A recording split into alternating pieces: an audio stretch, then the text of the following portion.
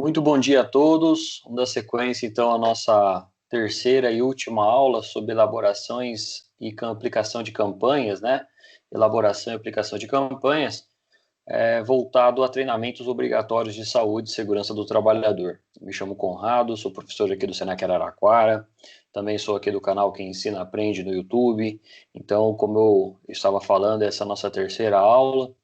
Nós já tivemos a primeira e a segunda aula, essa então é a terceira e última aula voltado aos treinamentos obrigatórios de saúde e segurança do trabalhador. A gente falar um pouquinho sobre a necessidade de treinar, capacitar e habilitar o trabalhador, voltado sempre com a perspectiva de prevenção e também atendimento à legislação, né, as nossas normas regulamentadoras. Eu, na primeira aula, falei sobre os treinamentos lá da norma regulamentador número 1 até a norma regulamentador número 10. Na sequência, a gente fez aí um apanhado, né, sobre as normas regulamentadoras da NR11 até a NR28, na 29, desculpa, e agora a gente vai finalizar aí com a NR30 até a NR36, né, voltado aos todos os treinamentos que fazem base aí, e consequentemente fazem a profissão do técnico de segurança do trabalho ser tão exigida, justamente por trabalhar com a capacitação dos demais trabalhadores. Como eu falei para vocês, né, nós temos o nosso canal aqui no YouTube, que a gente está gravando essa aula para disponibilizar para os alunos que não podem acompanhar as aulas em formato remoto, seja pelo Skype, e a plataforma aqui do YouTube, ela pode seguir aí, pode servir para todos nós.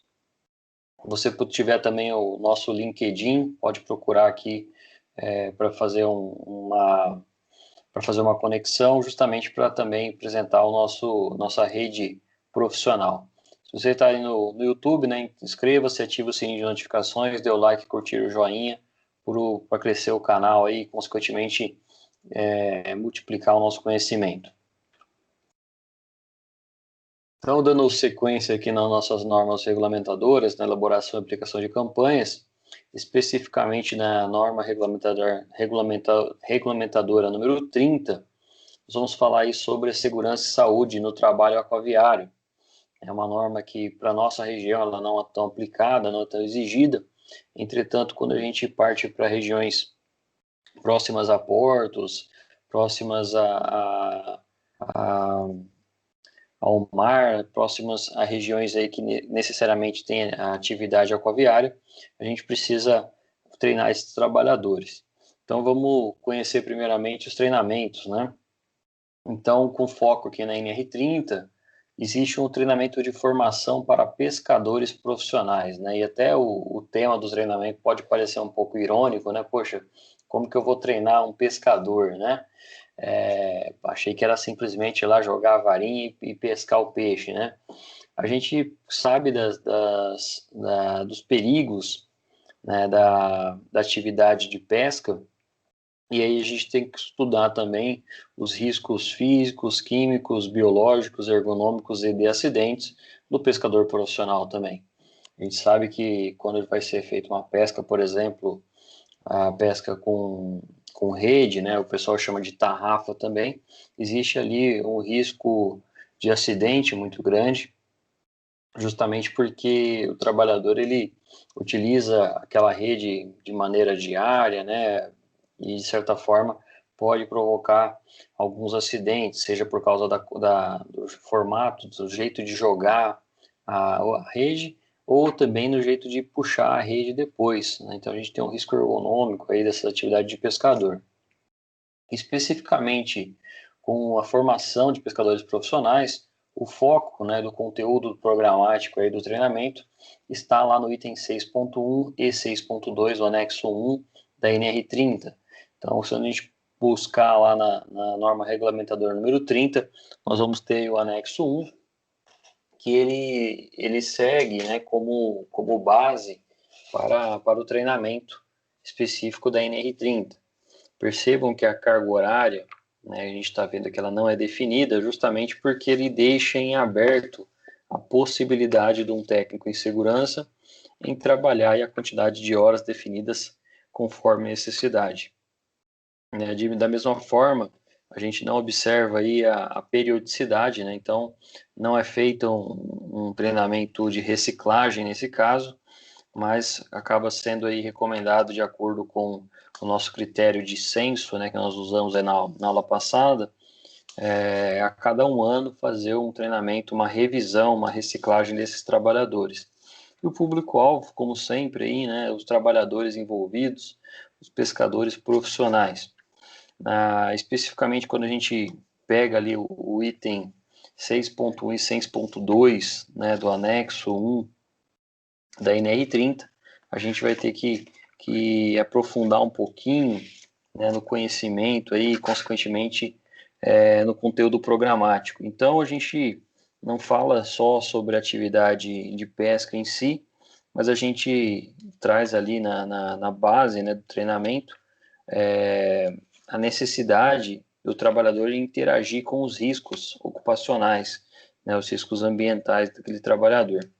A preocupação maior em que você, técnico de segurança, precisa ter ainda com esses trabalhadores, né, que vão atuar ali na área de pesca profissional, além da questão da prática em si da pesca, nós temos também a localidade, né, onde o trabalhador ele vai onde ele vai dormir, aonde ele vai ficar, né, afinal de contas, se é uma atividade de trabalho remunerada, né, existe ali a necessidade de implantação, né, de atendimento aos demais NRs. A gente viu lá na NR 24 que fala sobre o local, né, que a pessoa vai permanecer no trabalho, e a gente também tem aqui a questão da disposição do ambiente de trabalho seguro, né, e consequentemente que dê condições de trabalho para aquele trabalhador. Então a gente vê ali questão da água potável, né, local de sanitário, alguma acomodação temporária, né, para ele dormir, para ele fazer suas higienes pessoais, enfim. E a questão do uso de roupas específicas também, né? Muita gente associa aí simplesmente que o trabalhador vai lá trabalhar com uma roupinha qualquer, né? Uma calça jeans, uma camiseta, mas aí a gente precisa demonstrar aí os EPIs também, isso que ele vai estar utilizando, além disso, uma roupa apropriada para a atividade. O treinamento também desses pescadores profissionais, como eles vão estar utilizando um barco, por exemplo, eles devem ter foco aí no combate a incêndios, né, meios de sobrevivência e salvamento, né, caso ocorra um acidente, principalmente em alto mar, e o uso adequado de aparelhos para pescas, para equipamentos de tração, né, no caso ali de retirar e de puxar ali, retirar ali a rede de pesca, e a preocupação nossa enquanto profissionais da segurança é atender, né, um conteúdo programático específico para pescadores profissionais.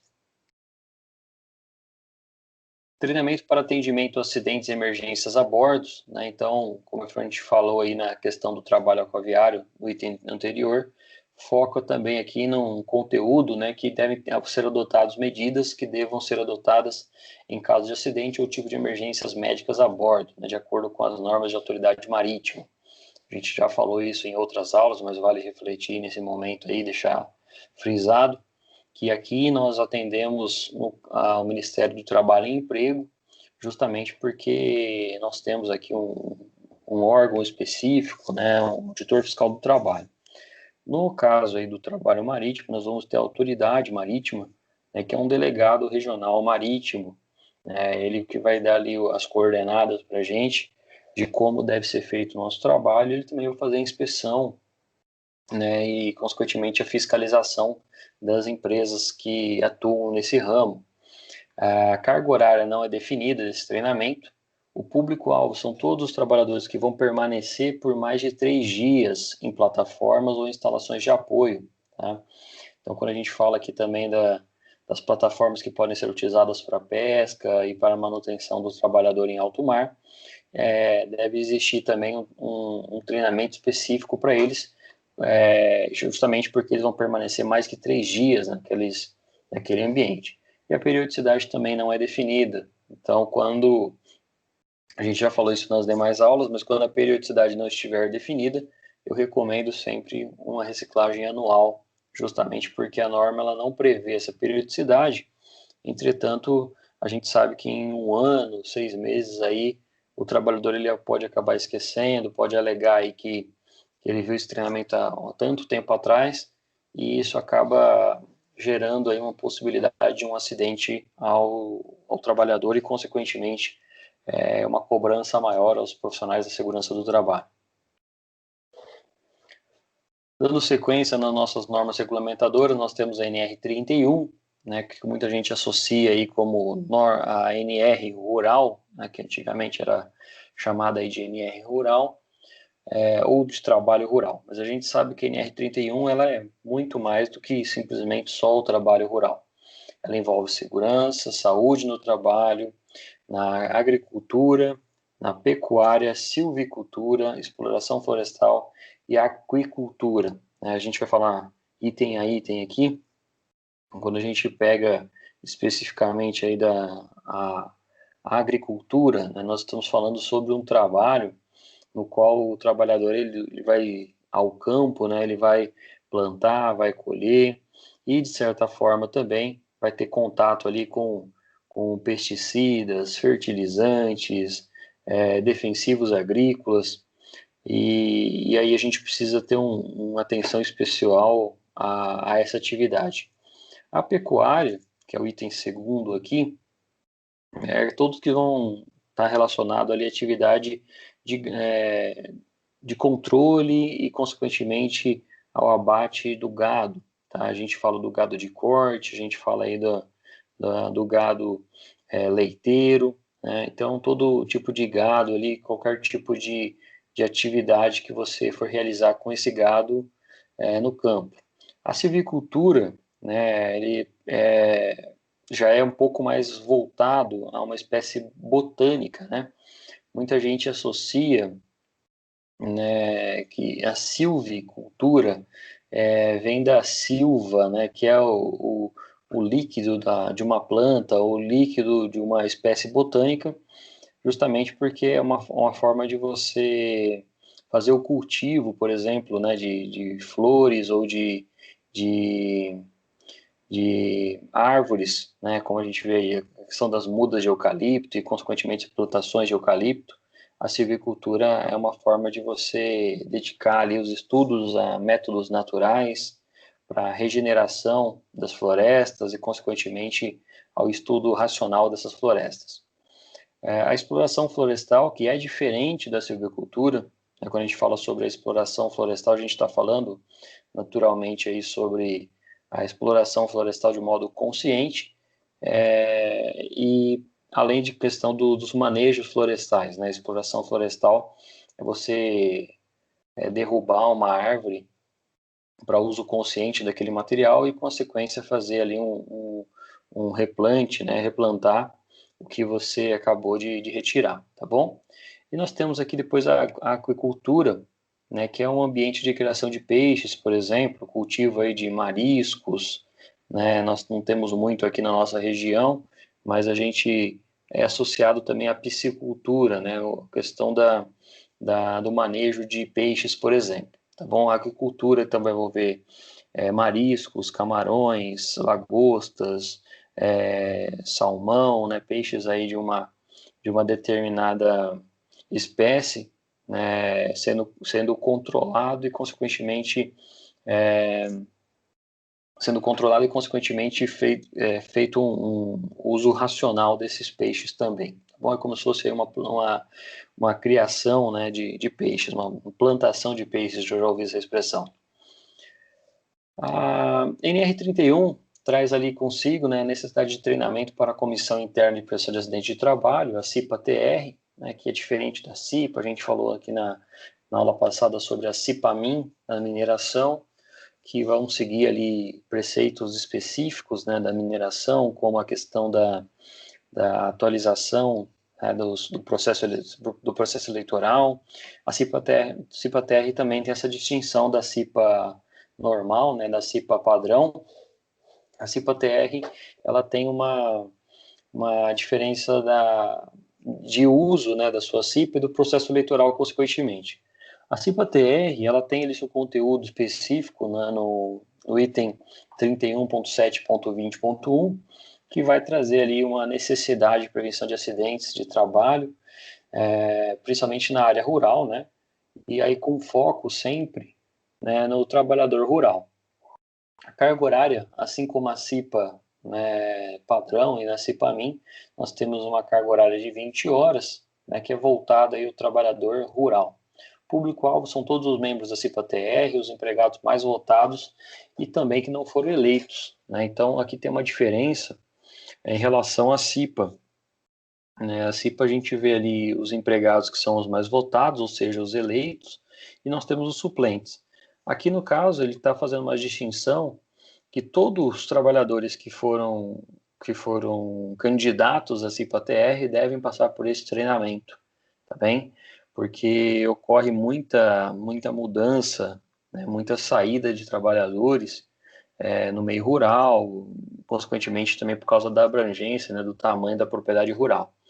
Então, todos os trabalhadores que fazem parte do processo eleitoral, sejam indicados ou sejam ali trabalhadores que foram suplentes, né, eleitos, consequentemente, quando não foram eleitos, devem participar ali do treinamento da CIPA. A periodicidade sempre antes da posse da comissão. O que muda aí, consequentemente, da CIPA-TR é que o mandato ele é de 2 anos, né, em relação à CIPA padrão. E a CIPA-TR, com esse mandato bienal, esse treinamento ele é feito a cada 2 anos. Então, eu faço aqui no ano de 2020 um treinamento com a minha CIPA, eu vou me preocupar novamente com esse treinamento lá em 2022, tá bom? Mas se porventura algum trabalhador sair da CIPA, sair da empresa, né, eu tenho ali membros que não foram eleitos, mas que participaram do processo eleitoral, que fizeram o treinamento, que podem suprir, né, a saída desse trabalhador. Oi, Ricardo. Uma dúvida do slide anterior. Nessa situação de um colaborador que é membro, né, ele sair e eu ter aquele cara que é um dos mais votados, porém não foi eleito, ele vai entrar automaticamente, mesmo que seja, por exemplo, no último mês de vigência? No caso, Ricardo, a gente vai obedecer aquela ordem crescente, né, a ordem decrescente, né, da eleição. Quando finaliza a eleição, eu pego lá os cinco trabalhadores que foram eleitos. Os suplentes, eles vão ficar num cargo de suplência e eles vão abastecer os trabalhadores, o trabalhador que saiu, por exemplo, né? É feito de modo automático, isso sim, tá? É Tá. feito de maneira automática, aquele trabalhador saiu, na sequência esse trabalhador ele já substitui, tá? O que muda um pouquinho aí do processo da CIPA-TR, é que eu gosto de frisar bastante, principalmente em sala de aula, que muitos trabalhadores eles não sabem o que é uma CIPA, não sabem o que faz a CIPA, já ouviram falar, né? E tem umas diferenças aí na sua prática, né, da CIPA padrão para a CIPA TR. A CIPA TR, né, a gente vai ver alguns outros treinamentos aqui, como a questão do uso defensivo agrícola. O cipeiro, ele pode ser um multiplicador, um monitor de treinamento, justamente porque ele vai trabalhar no campo, né? Vamos imaginar aí que a gente tem 20 grupos de 10 trabalhadores, e esse cipeiro ele pode ser ali um multiplicador desse treinamento.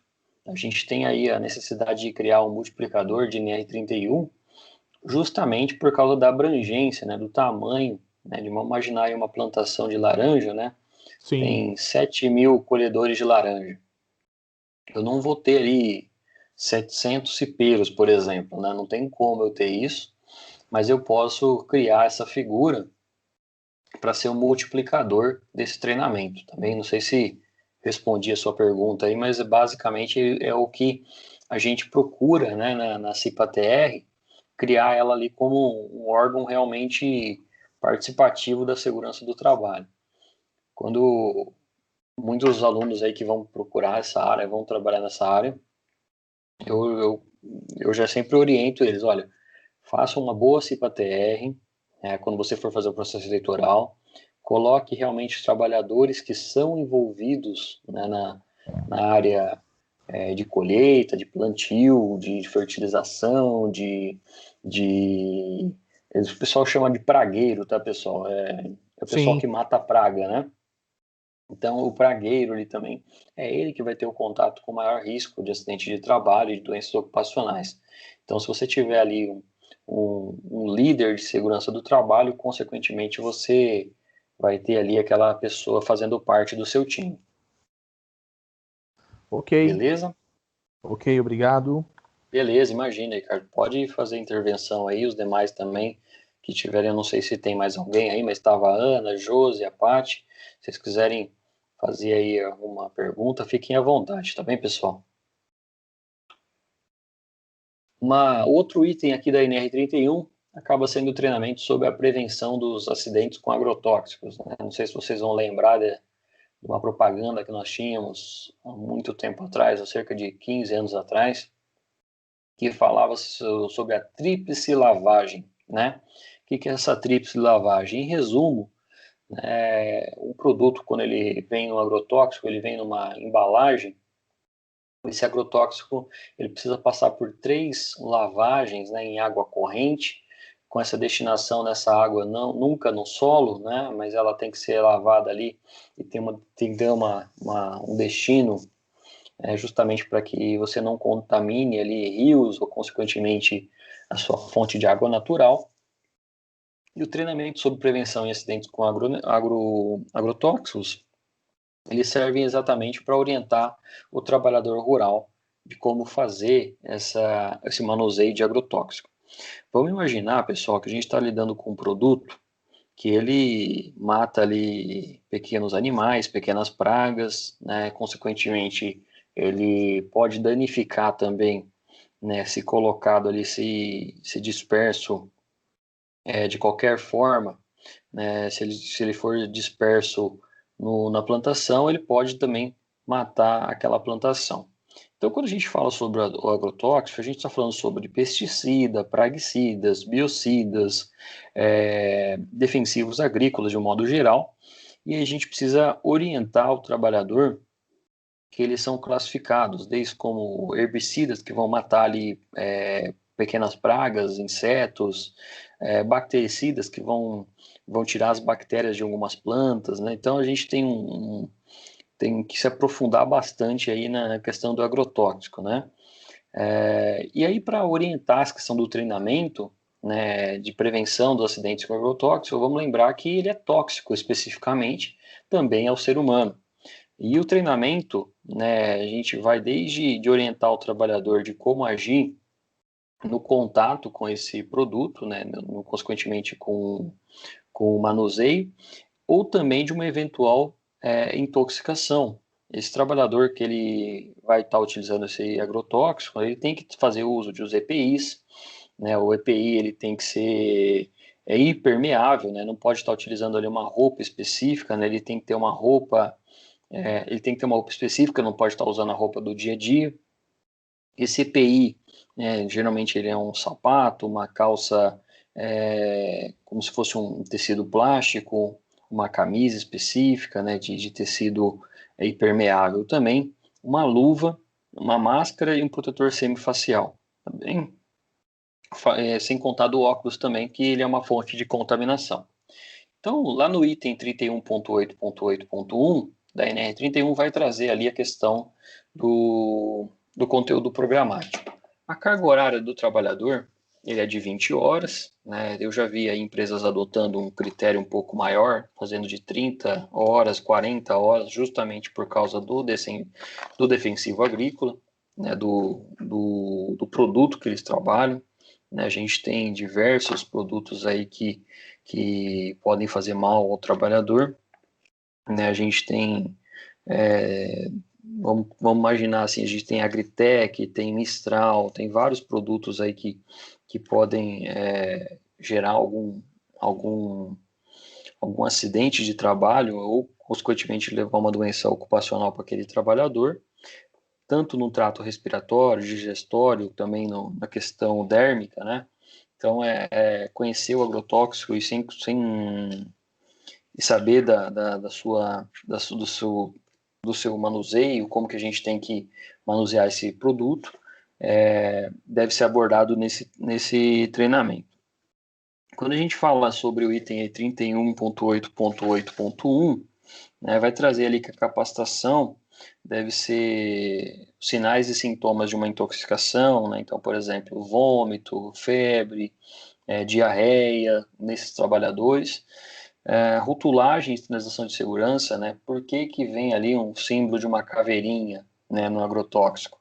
É porque está mostrando que existe sim, contato acidental, né? Vai existir ali uma questão de rotulagem que pode matar aquele trabalhador ou causar ali certamente um mal-estar por causa daquele contato. As medidas higiênicas durante e após o trabalho, né? Então a gente vai ver nessa área, por exemplo, se a empresa tem que adotar ali uma área suja e uma área limpa, né? Uma área limpa, um trabalhador vai adentrar, vai fazer a troca de roupa, depois ele vai sair ali pela área suja, e aí quando ele retornar, ele vai entrar pela área suja, né? E sair pela área limpa. Isso é como se fosse uma entrada e saída de um ambiente no qual ele vai ter que tomar cuidado ali com os usos de vestimenta, equipamento de proteção individual, as limpezas e também a manutenção dessas vestimentas, né? A gente fala aí da roupa hidroprotelida, né, que é uma roupa que não retém umidade, justamente porque grande parte dos agrotóxicos ali são encontrados, né, 90% aí em líquidos. A carga horária de 20 horas, público-alvo e todos os trabalhadores expostos diretamente a agrotóxicos, né? E a periodicidade não definida. Vamos lembrar só que a gente vamos fazer periodicidade pelo menos uma vez ao ano, mas vamos lembrar só que o agrotóxico ele pode, além de ser pulverizado manualmente, nós temos a questão da pulverização feita por aeronaves, né? Então, obviamente, aqui durante o treinamento a gente tem que adotar o formato, né, o jeito que vai ser feito essa pulverização, tá bom? Então, seja ela ali com o pulverizador costal, que é como se fosse uma mochila nas costas do trabalhador, e ele vai pulverizando, né? Muito comum a gente ver ali isso na mata-praga, né? Fazendo uso desses herbicidas ou desses defensivos agrícolas. Mas a gente também tem a questão da aeronave, e que isso não deve ser feito, em hipótese alguma, com trabalhadores na plantação, né? Então, vamos imaginar aqui que a gente tem duas plantações. Eu tenho ali trabalhadores na plantação A e na plantação B. Quando for necessitado, né, for necessário fazer a pulverização com a aeronave, todos os trabalhadores da plantação A devem ir para a plantação B e deixarem ali no mínimo 8 horas, né, um dia de trabalho, até o agrotóxico assentar, o agrotóxico baixar ali aquela nuvem do pulverizador, para que eles não possam ali eventualmente ter uma contaminação. Aí no dia seguinte eu inverto, né? Eu coloco o pessoal que estava na plantação B na plantação A, e aí o aeronave pode pulverizar a plantação B. Obviamente que aí eu tenho que adotar, por exemplo, né, um estudo aí das correntes de ar, né? Não adianta nada eu colocar ali um do lado do outro e a direção do vento está ligada ali para a plantação B, né? Está direcionada para a plantação B. Por isso que é muito comum o uso daquelas birutas, né, em aeroportos e, consequentemente, ali em plantações também, para que não deixem trabalhadores abaixo ali, né, dessa nuvem de agrotóxicos. A NR31 ainda traz a questão do trabalho seguro em máquinas e implementos. A gente tem as máquinas e implementos agrícolas, que elas são usadas para tanto para o preparo como para o plantio e, consequentemente, para a colheita. Então, aí a gente fala desde de uma roçadeira, né, até uma máquina de plantação, a plantadeira, né, que o pessoal fala aí na área rural. Então, o que que faz uma roçadeira? Ela realmente roça, né, o terreno. Eu utilizo ali ela geralmente é acoplada numa máquina, e essa máquina ali, através de um cardan, faz essa roçagem desse terreno, né? Essa roçagem desse terreno, né? Ela precisa ser feita ali com alguns critérios de segurança. Conforme eu falei, eu vou estar utilizando, por exemplo, um trator. Esse trator tem ali um cardan, e esse cardan é uma fonte de máquinas ali que podem gerar um acidente gravíssimo ao trabalhador. Então, lá no item 31.12.76 e no 31.12.77, né, consequentemente está aqui falando da NR12 também, né, por isso que está 31.12, traz ali consigo o programa que deve abranger a parte teóricas e práticas de um treinamento, como, por exemplo, os riscos que estão associados àquele equipamento, o funcionamento das proteções que não devem ser removidas, segurança na utilização de riscos mecânicos, elétricos e, consequentemente, da parte do trabalhador, a ordem e a permissão do trabalho, tá? Vamos falar aqui especificamente que a carga horária deve ser de 24 horas em máquinas autopropelidas, né? Eu vou explicar isso para vocês, e alguns outros implementos, sendo ali 12 horas teóricas e 12 horas práticas, e aí uma reciclagem de 4 horas, né, aqueles trabalhadores. Quando eu falo sobre máquinas autopropelidas, né, que está aqui no item anterior, a gente só vai ver isso aí na NR31, são máquinas, né, que geralmente estão associadas ao uso de força, né, para sua movimentação. Autopropelidas ou também automotriz é aquela que você vai deslocar, né, em meio terrestre através de um próprio sistema de propulsão.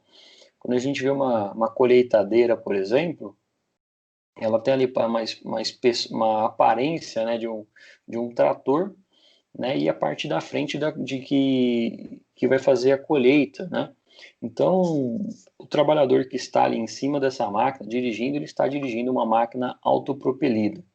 E quando a gente fala sobre o implemento, geralmente ela está atrás de uma máquina autopropelida.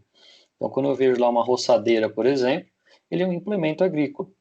O trator vai puxar essa roçadeira, e aí eu preciso, né, utilizar esse implemento para fazer essa roçagem do terreno ou plantio do terreno.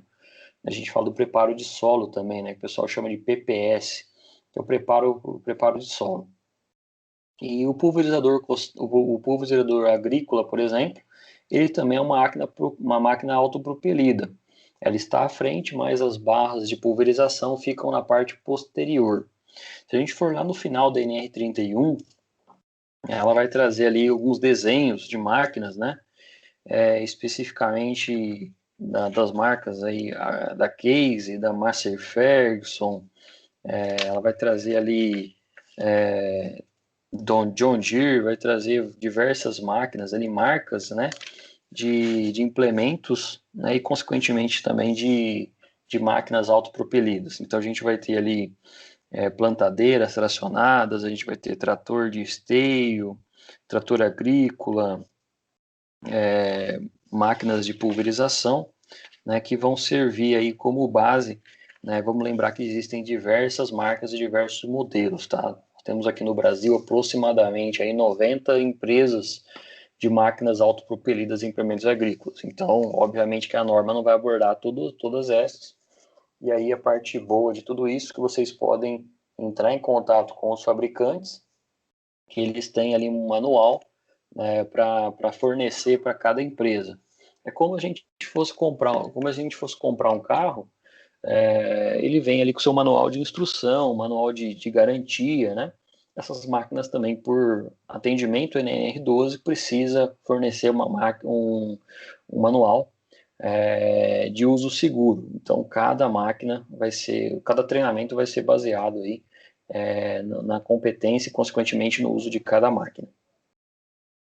Público-alvo são todos os trabalhadores que manuseiam e operam máquinas e implementos, e a periodicidade também deve ser ali baseada na reciclagem do trabalhador sempre que ocorrerem modificações significativas nas instalações e na operação de máquinas e implementos, ou, por exemplo, troca de métodos, processos e na organização do trabalho.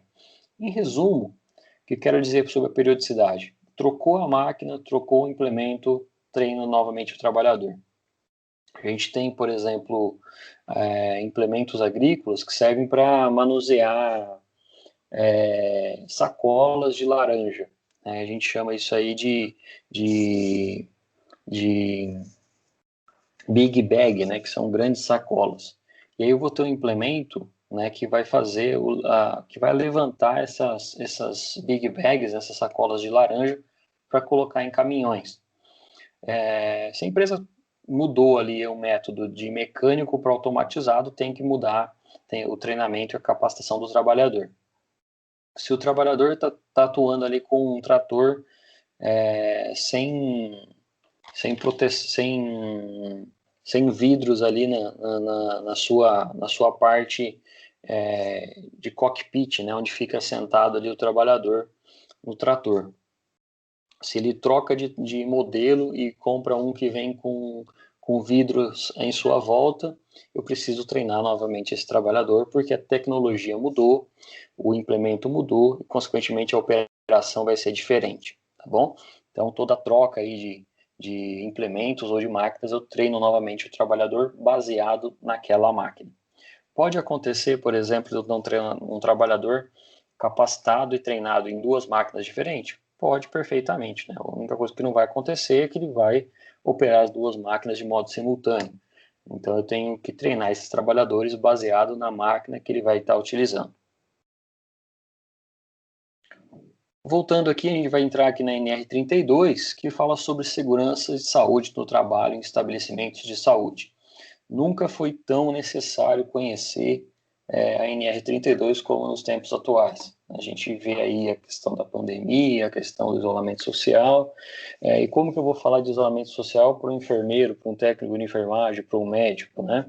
Sendo que ele vai ter o contato ali, a linha de frente, é ele que vai estar em direto contato com o doente, né, o adoecido, né, seja não só por causa de vírus ou qualquer outra patologia em si. Quando eu falo da NR32, eu falo além desses profissionais da área de frente, né, de hospitais, eu também preciso prestar um pouquinho de atenção aqui nos estabelecimentos de saúde. Se eu tenho uma faculdade ali que oferta um curso de técnico de enfermagem, de medicina, de fisioterapia, de psicologia, todos os cursos da área da saúde, eu preciso implantar aqui a NR32. Se eu tenho ali um estabelecimento de uma farmácia, por exemplo, né? Farmácias hoje em dia elas não aplicam mais injeção, mas eu tenho que ter ali os farmacêuticos, os atendentes em farmácia treinados e capacitados na NR32. Se eu tenho ali um estabelecimento, né, eu tenho uma clínica de fisioterapia, por exemplo, eu tenho que ter os fisioterapeutas treinados e habilitados na NR32. Então, a NR32 ela trata sobre a segurança e saúde no trabalho. E aí, por conhecimento próprio, pessoal, os trabalhadores da área de saúde, eles conhecem perfeitamente os riscos biológicos, os vírus, as bactérias, mas quanto mais a gente está habitualizado, né, está ambientado com o risco, menor o nosso índice de preocupação com o risco, tá bem? Então, principalmente aí na área da NR32, uma recomendação que eu dou para vocês é insistirem na prevenção. Por que eu estou falando sobre isso? Muitos dos trabalhadores da área da saúde sabem que em qualquer procedimento deve ser feito uso de luvas, mas ali por uma questão de destreza, uma questão de prática, acabam deixando a luva ali em segundo, terceiro plano. Também eles preferem confiar ali na destreza manual do que no uso de uma luva, por exemplo. A NR32 ela fala sobre o treinamento sobre agentes dos riscos relacionados aos agentes biológicos, né? Então eu tenho que trazer novamente ali o conceito de agente biológico para os trabalhadores da NR32. Quando eu falo sobre os conceitos de agentes biológicos da NR32, eu estou falando sobre explicar o que é um vírus, o que é uma bactéria, o que é um protozoário, o que é um bacilo, o que é um fungo e qual que é a interação desses agentes biológicos com o nosso corpo. Quais são as vias de transmissão, as vias de contato e principalmente as vias de prevenção. Certamente eles viram durante 6 anos na faculdade de medicina, durante 4 ou 5 anos no curso de enfermagem, fisioterapia, num curso técnico em 2 anos e meio, eles viram essas técnicas, mas é parte fundamental do treinamento entender conforme o vírus, a bactéria, ele adentra o nosso corpo e como ele se instala. O conteúdo vai estar lá no item 32.2.4.9.1 da NR32. Se a gente for pegar lá a NR32 e ler passo a passo aqui desse conteúdo programático, vocês vão observar aí que ele vai trazer conceito de micro-organismos, monitores de contaminação, e aí eu preciso relembrar vocês que eles já são formados nessa área, eles já têm uma qualificação nessa área, mas nunca é ruim lembrar desses assuntos. Tá? Eu espero aí que futuramente isso volte ali a ser uma preocupação, não só por causa de uma questão de uma pandemia de um vírus, que obviamente aí sem precedentes na nossa história, mas que os trabalhadores da área de enfermagem, da área de medicina, da fisioterapia, psicologia, fonoaudiologia e todos os outros profissionais da área da saúde se atentem que eles são vetores em caso de contaminação. Por isso é que eu tenho que apresentar os riscos potenciais da saúde, a exposição dos agentes, as normas de procedimento, higiene e, consequentemente, o uso de EPIs e as vestimentas específicas, medidas de prevenção, em caso de uma quarentena, por exemplo, o trabalhador ficar ali isolado para aguardar um exame, principalmente após um acidente com pérfuro cortantes ou, consequentemente, com exposição a algum vírus não identificado. A carga horária não é definida, mas vamos imaginar que 4 horas é um tempo suficiente de abordar esse treinamento sobre os riscos biológicos.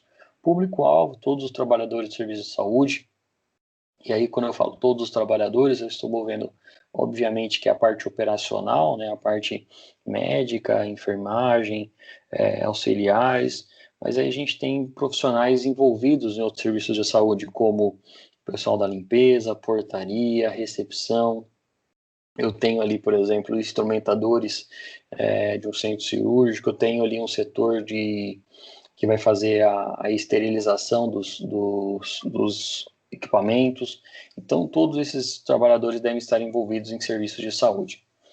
A periodicidade, sempre que ocorrer mudanças nas condições de exposição dos trabalhadores aos agentes biológicos, e sem sombra de dúvida aí, eu deixaria a questão de 1 ano fazer esse treinamento como modo de reciclagem. Além da questão do material de riscos biológicos, nós temos aí materiais pérfuro-cortantes, que são todos os dispositivos utilizados para contato do trabalhador com o paciente. Então, nós temos aí seringa, nós temos, além da seringa, nós temos os bisturis, nós temos aí curetas, nós temos pinças, nós temos diversos equipamentos que podem ser pérfuro-cortantes. Quando eu falo de pérfuro-cortante, nós temos classes específicas de pérfuro-cortantes, que eu não vou abordar aqui durante essa aula, mas na aula de NR32 a gente já citou isso para vocês, Por exemplo, no caso de uma seringa, existe uma trava específica após a sua utilização, que após a injeção, por exemplo, ou o uso de algum medicamento, esse trabalhador é responsável por fechar aquela agulha, aquela ponta daquela agulha, e esse trabalhador não vai ter como ter um contato acidental, tá bem? A não ser que ele tire a proteção, mas aí ele está, obviamente, danificando a parte de segurança daquela seringa, por exemplo. Mas no caso do bisturi, que é um outro item, a questão do descarte deve ser abordado, né, que é totalmente diferente aí da seringa. A carga horária é não definida, né, mas aqui um tempo suficiente de 1 hora, pelo menos, né, para orientar os trabalhadores. Público-alvo, todos os trabalhadores de serviço de saúde. Novamente, a gente vai falar sobre recepcionista, vamos falar sobre porteiros, sobre pessoal da limpeza, os maqueiros também, todo trabalhador que vai ter um contato com pacientes ou com ambientes de hospitais ou, consequentemente, estabelecimentos de saúde.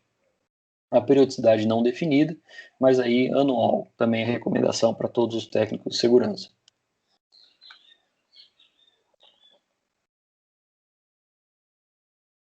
Assim como há uma preocupação com perfluorocortantes, deve ter uma preocupação com os produtos químicos também.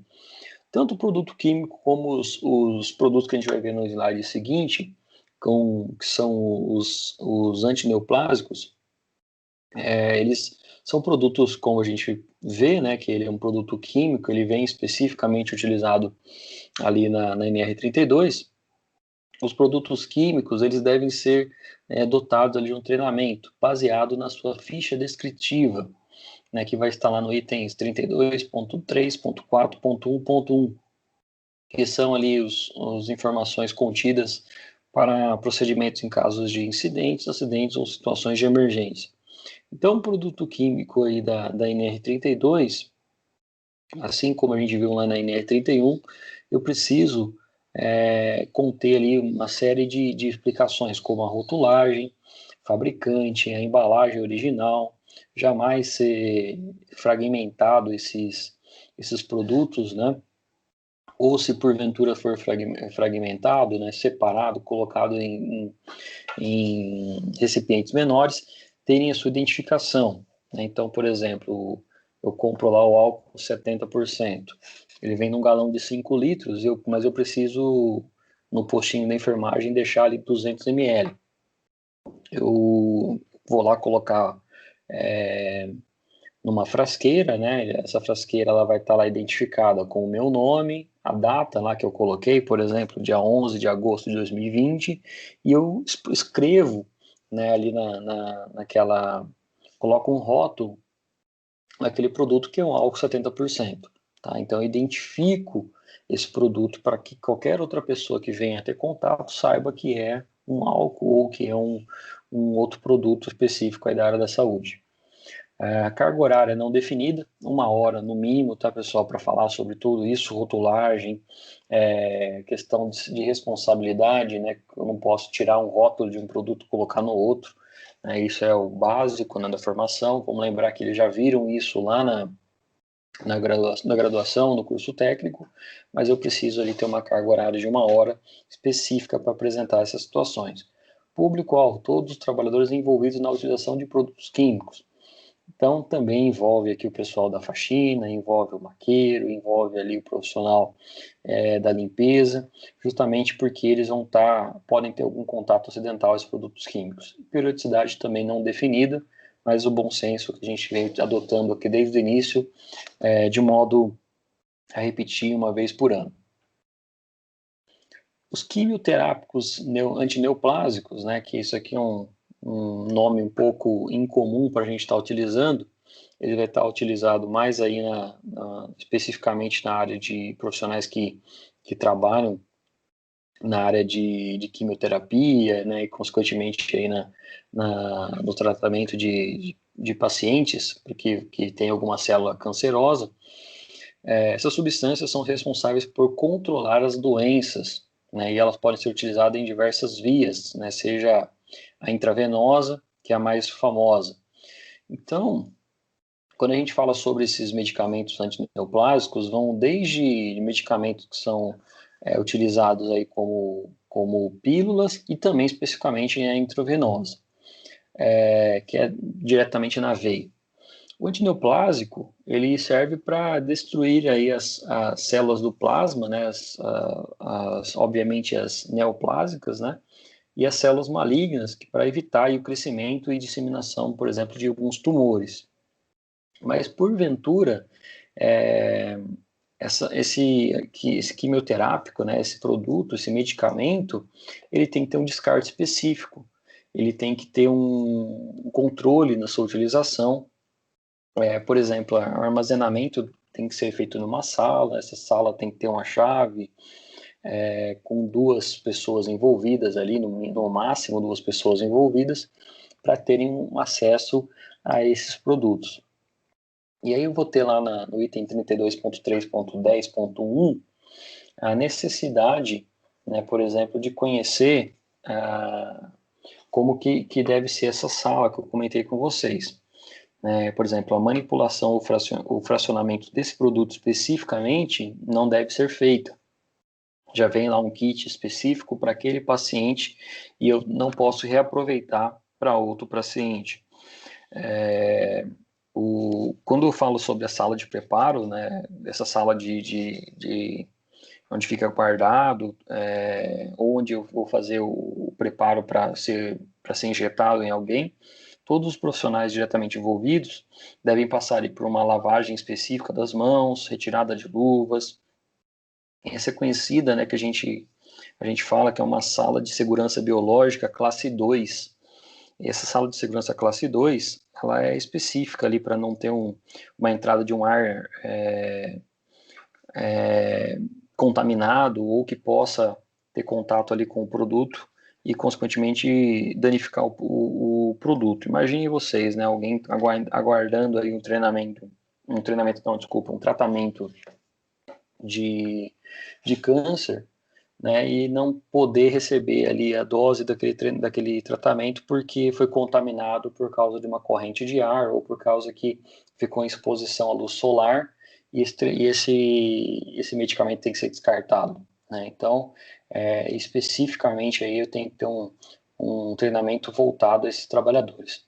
A carga horária, conforme a gente está falando aí, eu recomendo 4 horas, porque cada quimioterápico ele tem as suas particularidades, né, e aí eu vou precisar de uma segurança desses produtos, um manuseio, conforme eu falei, eu não posso fazer esse fracionamento, eu não posso fazer uma destinação incorreta. O público-alvo são todos os trabalhadores envolvidos na utilização, e se porventura alguém já visitou aí uma ala de setor de câncer num hospital, vão observar que além de bem restrito, né, o uso ele é destinado somente a um paciente com um acompanhante quando é o caso, e ali, por isso eu vou ter um público-alvo bem focado ali, que são os trabalhadores que vão utilizar os produtos, né, os quimioterápicos antineoplásicos. A periodicidade não definida, mas vamos trabalhar aí com a questão de 1 ano novamente. A NR32 ainda traz a questão da proteção radiológica, né, que eu vou pular a questão do conteúdo, carga horária e periodicidade, porque ela não é definida, justamente porque não são todos os setores e não são todos os hospitais ali que vão ser iguais nesse sentido. Quando eu falo aí sobre a proteção radiológica, especificamente, eu tenho que ter uma capacitação para esses trabalhadores. Esses técnicos, por exemplo, de radiologia, né, eles devem ter ali obedecer às normas específicas do CINEM, né, que é a Comissão Nacional de Energia Nuclear, e além da agência da Anvisa, né, que é a Agência Nacional de Vigilância Sanitária. E a proteção radiológica são para todos os trabalhadores que vão permanecer, né, ocupacionalmente, né, ou para ocupacionalmente exposto a radiações ionizantes. O que eu quero dizer com isso? Trabalhadores que vão ser técnicos de enfermagem ou técnicos em radiologia, e os para-ocupacionalmente, por exemplo, eles são as pessoas que vão manusear uma cama ali, ou, por exemplo, um maqueiro que vai entrar com aquele paciente ali dentro da sala de radiologia. Ele tem que saber que a exposição dele não pode ser gradual, não pode ser todos os dias, né? Ela deve ser feita ali somente de modo eventual, tá? Não modo contínuo. Treinamento para manipulação de fontes seladas, utilizadas em braquiterapia. Vamos por partes aqui. Primeiramente, vamos conhecer o que é braquiterapia na área da saúde. Quando a gente pega na NR32, percebam aí que tem algumas palavras aí, e consequentemente tem algumas terminologias um pouco mais técnicas, né? Que quando a gente fala sobre bacterapia, eu estou falando, por exemplo, sobre a radioterapia, né? Ou a radioterapia de fonte selada, né, que é uma espécie de tratamento bem semelhante à quimioterapia, mas o que muda é que a quimioterapia ela é geralmente feita com produtos químicos aí, líquidos, e a bracterapia geralmente ela está associada aos efeitos da radiação. A bracterapia, quando a gente geralmente associa aí o seu tratamento, ele é em torno de 1 hora, né, com alguns efeitos que podem acontecer aí ao longo de 4 a 5 horas. A bracterapia, né, conforme eu estava falando para vocês, é uma exposição à radiação, né, e todos os trabalhadores que vão ter contato com essas fontes seladas de radiação precisam passar ali por um treinamento específico também. Vamos imaginar que a bracterapia, quando a gente estuda as noções básicas de radiologia, radioterapia, eu faço essa distinção, né? A gente apresenta essa distinção a, a, a cada tipo de trabalhador. Então, vamos, por exemplo, sim, a caso da braquiterapia intraluminal. Uma espécie de uma fonte de luz, né, que ela é utilizada em contato direto a um tumor, a um câncer. Vamos dar um exemplo aqui no caso do câncer de mama, né, que ele é feito uma luz ali intensa, pulsada ali naquele câncer, e depois essa lâmpada, né, vamos falar assim, esse dispositivo intraluminal, ele tem que ser descartado, tá bom? É uma fonte selada que só é utilizado aí no momento da bracterapia, né, e depois ela tem que ser descartada de modo coerente. Com tanto conteúdo, carga horária e a periodicidade, a gente não tem definido na NR31, mas o conteúdo vai ser de acordo com o fabricante, né, do braquioterápico, né, ou da fonte selada aí da radioterapia. A carga horária, de acordo com o conteúdo, né, ou consequentemente de acordo com o tempo que você vai precisar, né, aqui no caso a carga horária seria recomendada no mínimo 8 horas, e a periodicidade no mínimo a cada 1 ano ou a cada 6 meses, dependendo do fluxo de paciente, consequentemente do fluxo de profissionais da área da saúde que vão passar por aquele setor. Depois de tudo isso, nós temos ainda os resíduos, né, da NR32. De acordo com o item 35.5.1, a NR32 ela vai apresentar ali os seus resíduos ambulatoriais, né, do ambiente de trabalho. Então, quando eu falo, por exemplo, sobre resíduos, eu tenho que capacitar todos os trabalhadores de uma forma contínua a fazer a segregação, o acondicionamento e o transporte de resíduos. A gente chama isso na área de saúde, né, o PGRSS, que é um programa de gerenciamento dos resíduos de serviços de saúde. Então, tanto quando eu recebo ele e também quando eu vou fazer o descarte desse produto para que não haja contaminação. Vamos imaginar vocês aí uma seringa, por exemplo, né? Uma seringa, quando eu recebo ela, eu não sei, né, de onde ela veio, sei que o fabricante mandou para mim, eu tenho ali a agulha, depois eu vou fazer o descarte. Eu tenho que fazer isso dentro de um descarpack, dentro de uma caixa específica, ou, por exemplo, eu posso fazer ela dentro de um recipiente, né, de plástico ali que ele vai ser travado para depois fazer uma destinação. E essa destinação, geralmente ela é feita ali em bolsões, né, em setores, em lugares específicos, né, que vão fazer ali o acondicionamento desses produtos. Esses acondicionamentos eles não podem ter contato com lençol freático, com água, não pode ter contato ali com a terra, né? Então, todo esse serviço de saúde e tratamento e treinamento de resíduos devem ser orientados para os trabalhadores.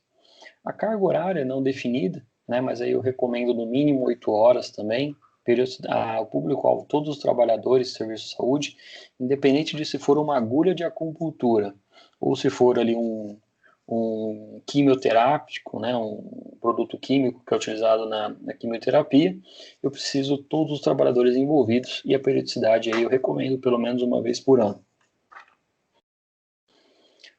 Além desses treinamentos de resíduos, nós temos ainda o treinamento de limpeza, conservação e serviços de saúde. Os principais itens, né, princípios de higiene pessoal, risco biológico, risco químico, sinalização, rotulagem, EPI, EPC e procedimentos em situações de emergência.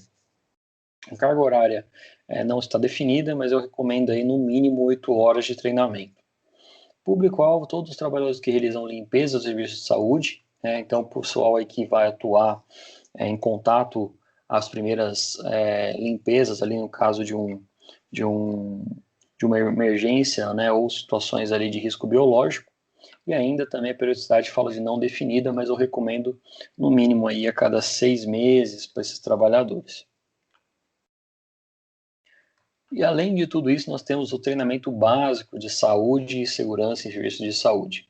Aqui é um treinamento, né, que ele geralmente é feito para o pessoal que nunca teve um contato com o hospital.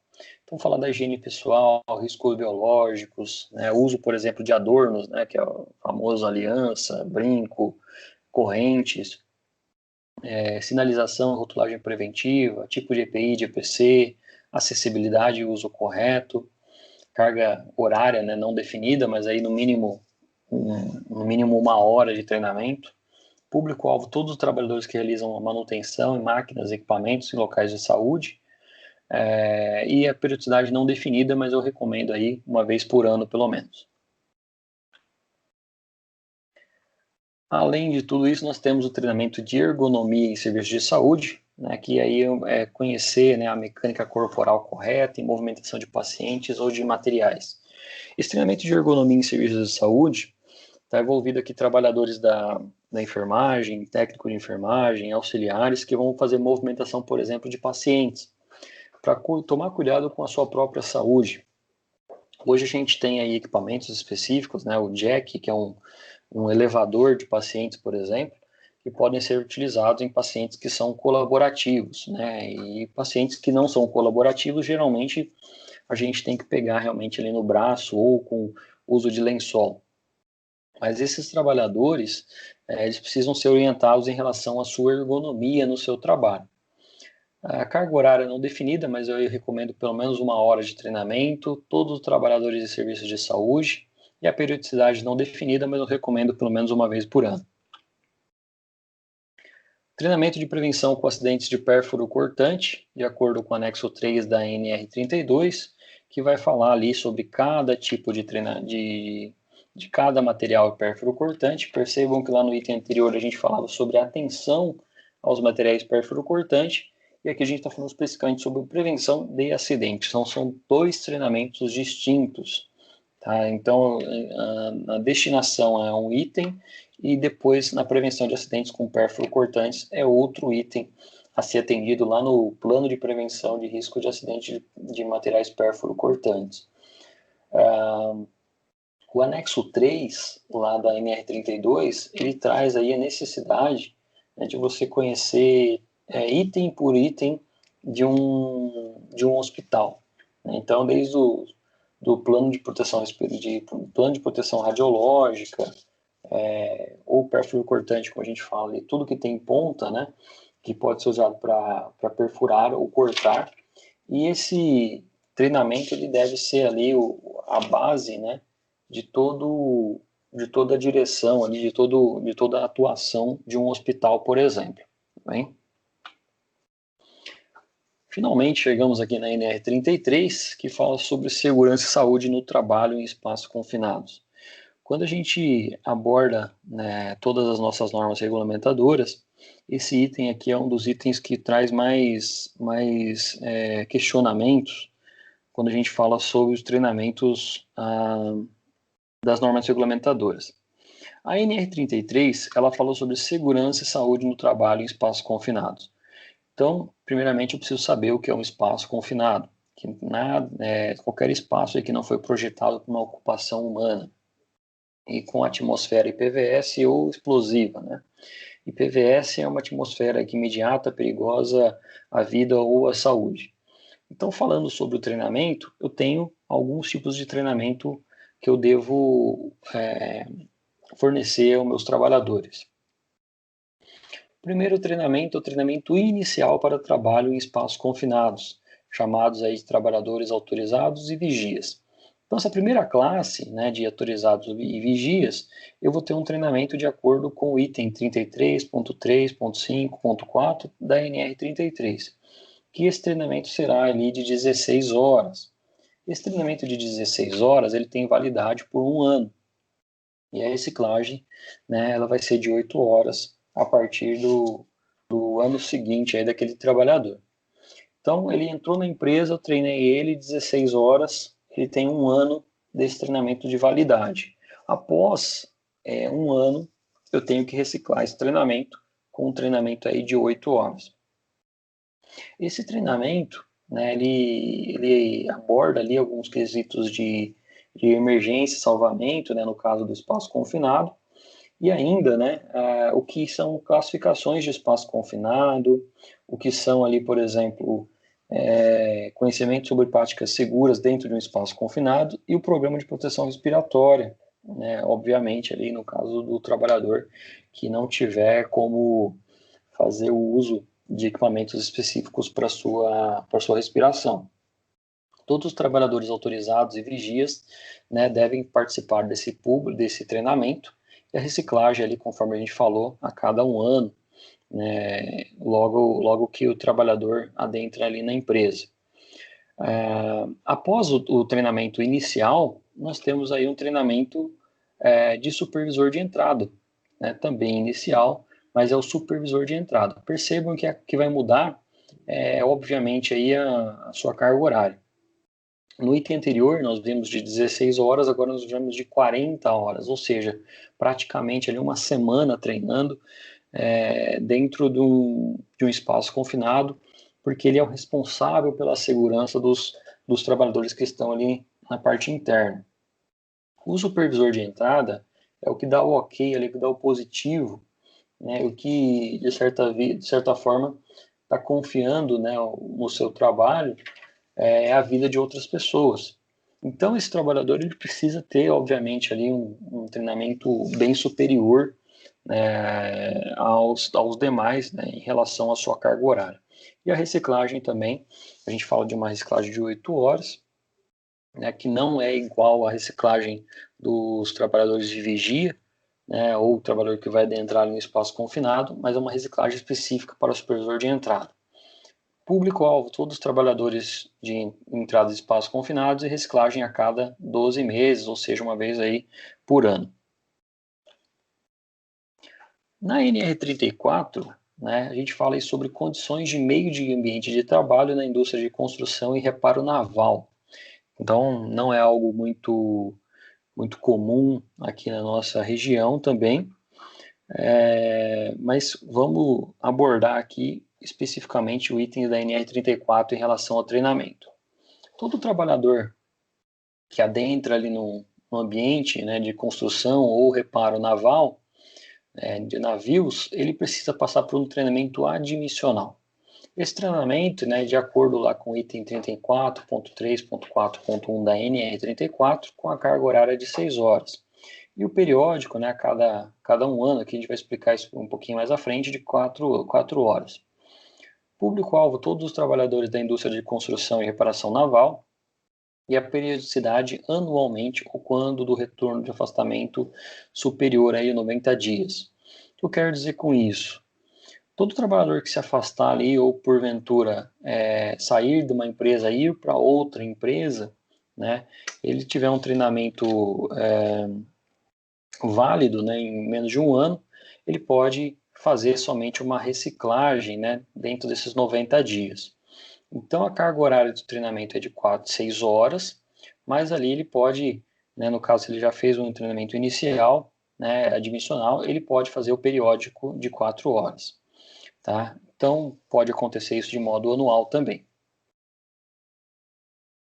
O treinamento básico, ainda na indústria de reparo naval, para observador de trabalhos a quente. O que é esse observador de trabalho a quente? São os trabalhadores ali que vão ter uma vigilância especial contra incêndios. O conteúdo está lá no item 1 do anexo 1 da NR34, com carga horária de 8 horas. O público-alvo serão trabalhadores observador. Aqui eu vou explicar isso para vocês, que isso está abordado lá na NR34. O trabalhador que vai fazer a observação da atividade, ela, como o próprio nome diz, ele vai observar ali e orientar, por exemplo, uma situação de risco para o trabalhador que está atuando, né, naquela atividade. Então, nós temos ali riscos elétricos, nós temos ali o risco de acidentes, e esse trabalhador, ele precisa ter uma atenção especial para a utilização de gases, por exemplo, né?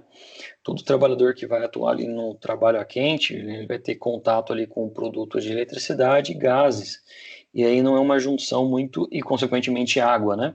Então isso não é um risco, né, na sua operação, e esse trabalhador observador deve orientar, né, principalmente ali a vigilância especial contra incêndios.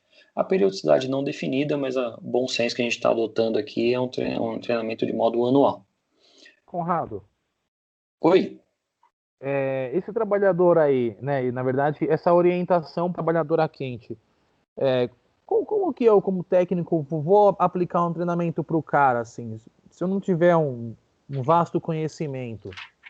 Ô, Ricardo, geralmente nas indústrias navais, o que acaba acontecendo? Você tem um pessoal um pouco mais velho, né, que, que vai ser ali dotado de um estoque de conhecimento muito grande, né, da indústria naval, tá?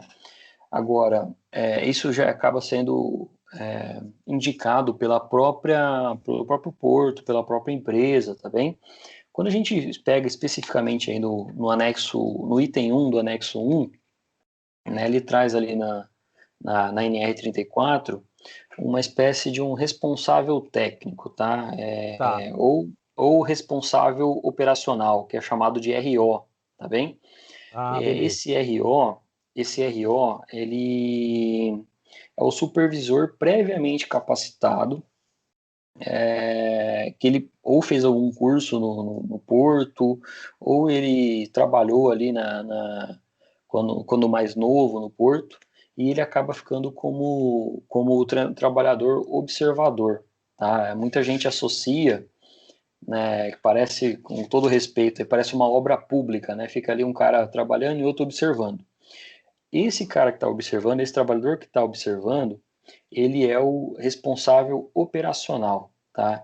Então, quando a gente fala em treinar e capacitar, geralmente a gente mais aprende com ele do que consegue capacitar e treinar ele, tá?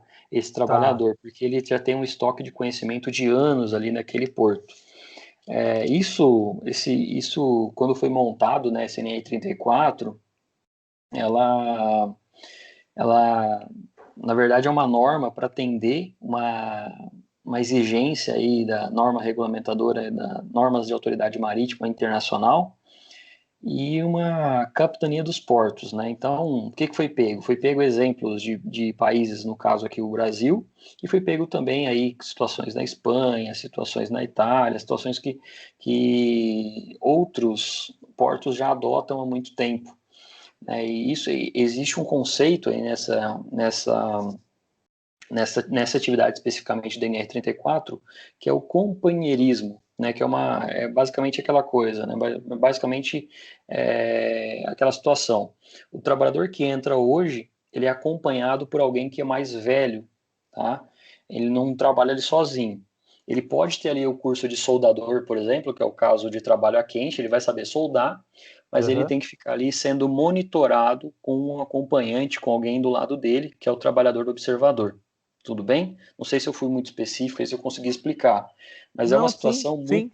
é uma situação muito peculiar, porque até na indústria naval, quando a gente vai procurar ali os módulos de treinamento, módulo prático, tem muita informação, tem muita coisa.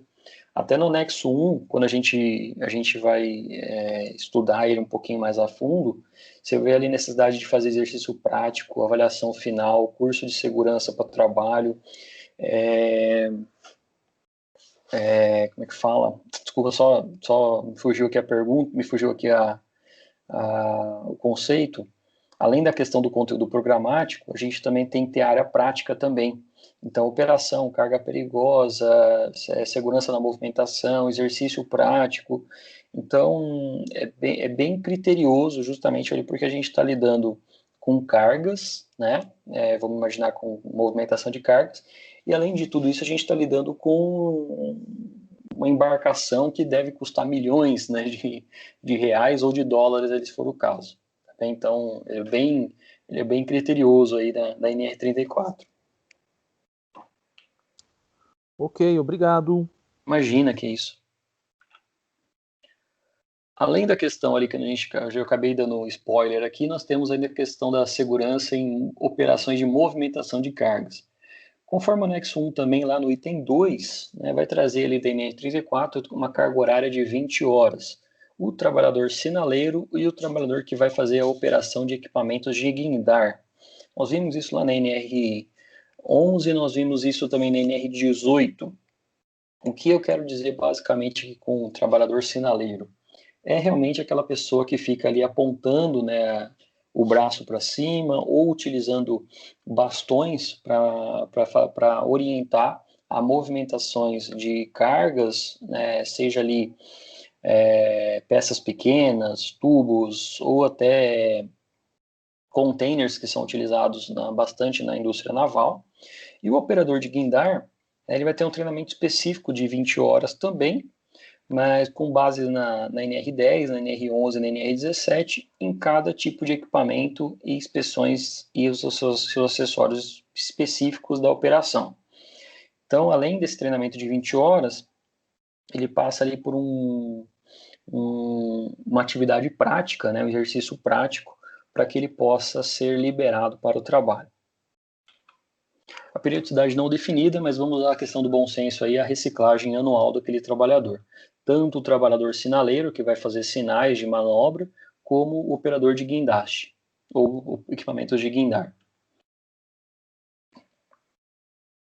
A mesma regra se opera ali no treinamento básico de segurança de operações de movimentação de cargas para o trabalhador sinaleiro e operador de equipamentos de guindar.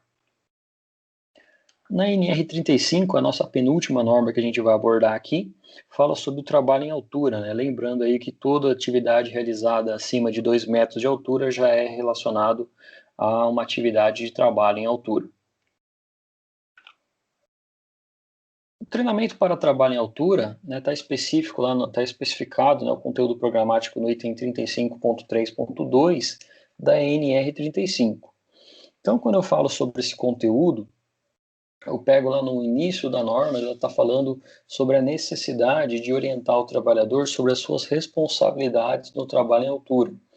Então, garantir ali, por exemplo, a análise de risco, a emissão da permissão de trabalho, assegurar que o local, né, ele tem ali pontos de ancoragem para a realização do trabalho em altura, né, e, consequentemente, um sistema para que os trabalhadores eles consigam realizar o trabalho em altura de modo seguro e, consequentemente, que não leve a acidentes. No item 35.3.2, né, considera-se ali somos um trabalhador capacitado para o trabalho em altura. Então, ele passa por um treinamento teórico com aulas práticas de no mínimo 8 horas. Então, o que geralmente a gente observa aí na prática, né, esse treinamento com carga horária de 8 horas, existe uma reciclagem de mais 8 horas. A carga horária, né, o teórico aqui, vamos dizer assim, ele é dividido entre 4 horas e depois mais 4 horas práticas. Todo trabalhador, né, público-alvo é todo trabalhador que realiza um treinamento acima de 2 metros do nível inferior com risco de quedas, devem participar desses treinamentos. E a periodicidade também a cada 2 anos ou quando ocorrerem situações aí descritas, né, mudanças lá no item 35.3.3, né, de modo quando houver mudanças ali no ambiente de trabalho, algum evento, por exemplo, de um novo treinamento, né, ou mudança de setor, mudança de empresa, de prédio principalmente. A NR36 é específico aí da segurança e saúde no trabalho em empresas de abate e processamento de carnes e derivados. Né, vamos por partes aqui. Quando a gente fala sobre abate, a gente está falando aí abate de das principais proteínas, né, que a gente utiliza aqui no Brasil, né, como o abate de bois, né, de suínos e de aves. E o processamento de carnes, né, muita gente associa isso somente com a carne vermelha, mas também está associado aí a frango, né, a carne branca, né, e a carne dos suínos. Então, tanto nas empresas que vão abater, como as empresas que vão ter um centro de distribuição, por exemplo, elas devem seguir aí a NR36. Então, a NR36 ela vai abordar aqui também a questão dos centros de distribuição e além das empresas de abate. O primeiro treinamento que eu faço é o treinamento admissional e periódico desses trabalhadores.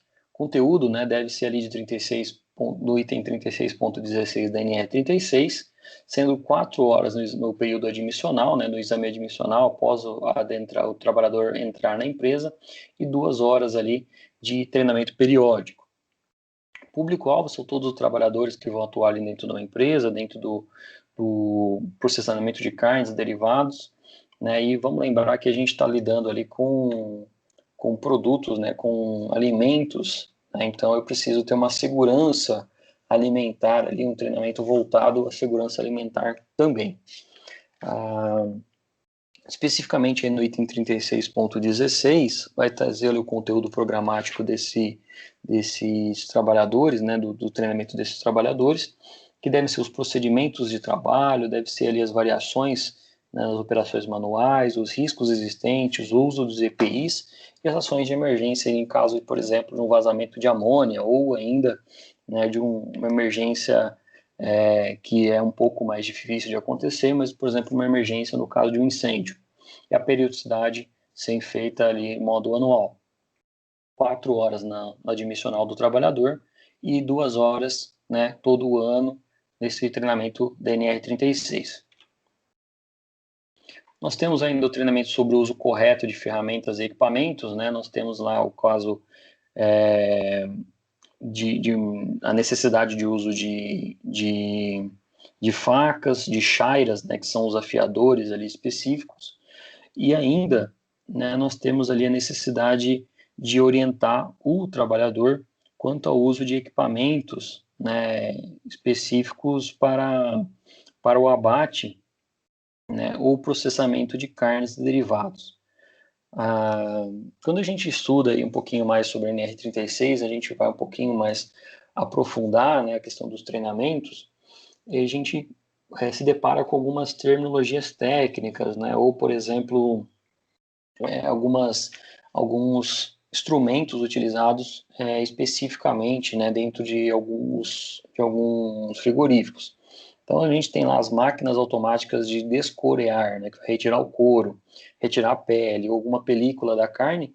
Eu preciso ter um treinamento específico para esse trabalhador e somente aquele trabalhador vai fazer o uso daquele equipamento. Eu tenho lá uma máquina específica para cortar ali membrana, serrar osso, máquina de lâmina dupla. Então, todos esses treinamentos, né, todas essas máquinas precisam orientar um trabalhador a atuar com aquele equipamento. Então, percebam aí que dentro da NR36 a gente tem diversas particularidades, né? O conteúdo programático, por exemplo, de uma máquina que vai ser utilizada ali para serra de osso, para serra de carne com ou sem osso, peixes, blocos alimentícios. A mais famosa aí, a máquina de serra de fita, eu preciso consultar o fabricante para levantar com ele o conteúdo programático de um treinamento.